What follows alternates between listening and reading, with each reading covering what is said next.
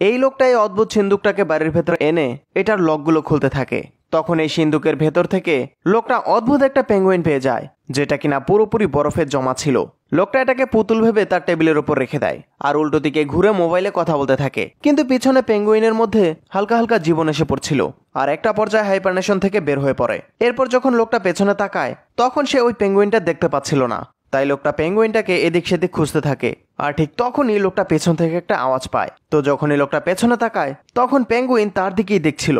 এরপর লোকটা নিচে বসে আর ধীরে ধীরে পেঙ্গুইনটাকে তার হাতের উপর তুলে ফেলে। এটা দেখে লোকটা বলছিল, আমি পেঙ্গুইন অনেক পছন্দ করি। এরপর লোকটা পেঙ্গুইনের জন্য বাথটাবের মধ্যে অনেকগুলো বরফ বিছিয়ে দিতে থাকে আর এটাকে এখানেই রেখে সে তার অফিসের জন্য বের হয়ে পড়ে। কিন্তু যাওয়ার সময় লোকটার পা ওই পেঙ্গুইনের সিন্দুকটার উপর লেগে যায়, তাই ভুলবশত এটা ভেঙেই যায়। তবু লোকটা রেগে অফিসে চলে যায়, কিন্তু লোকটা জানতো না সে তার বাথরুমে একটা বিপদ রেখে এসেছে। এদিকে আমরা দেখতে পাই পেঙ্গুইনটা লাফ দিয়ে ওই পানির কলটা ছেড়ে দেয় আর বাথটাবের ওপরেই সুইমিং করতে থাকে। এরপর লোকটা রাতে আবারও বাড়িতে ফিরে আসে আর ওই পেঙ্গুইনটাকে ফিরিয়ে দেওয়ার জন্য পেঙ্গুইনের অফিসে ফোন করে কথা বলতে থাকে। কিন্তু সে এটা জানতো না তার পেঙ্গুইন পিছনে কত বড় আপদ ডেকে এনেছে। মানে যখনই লোকটা দরজা খোলে তখনই পানিতে লোকটা ভেসে যাচ্ছিল। লোকটা কোনোভাবে সিঁড়ি ধরে আটকে থাকে।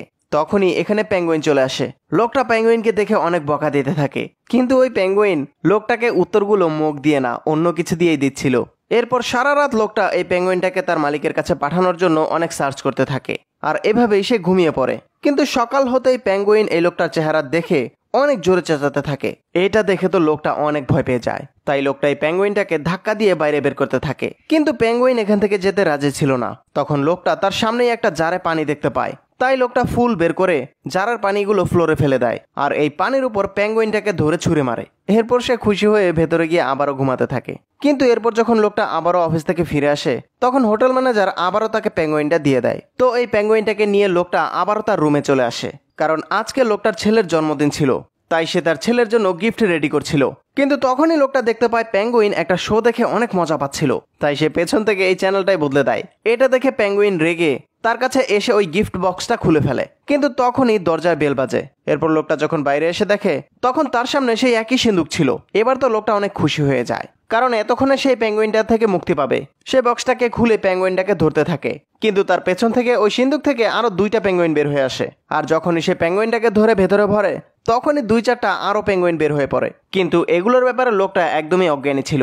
এরপর লোকটা আবারও আরেকটা পেঙ্গুইন ধরে, কিন্তু তখনই সে রুমের ভেতর থেকে অন্য আওয়াজ পায়। তো লোকটা যখন এটা চেক করার জন্য যায় তখন সে ওইখানে আরো একটা পেঙ্গুইন দেখতে পায়। এরপর যখন সে বাথরুমের দরজা খোলে তখন তো দেখে একটা পেঙ্গুইন সেখানেও মজা করে মাস্তি করছিল। এরপর যখন লোকটা বাইরে এসে দেখে তখন দেখতে পায় এখানে তো অনেকগুলো পেঙ্গুইন ছিল, যারা কিনা তার এই পুরো রুমের 12টা বাজিয়ে ছেড়েছে। লোকটা তো এখন পেঙ্গুইনগুলোর কারণে অনেক রেগে যাচ্ছিল, কিন্তু তখনই বাইরে তার ফ্যামিলির মেম্বাররা চলে আসে।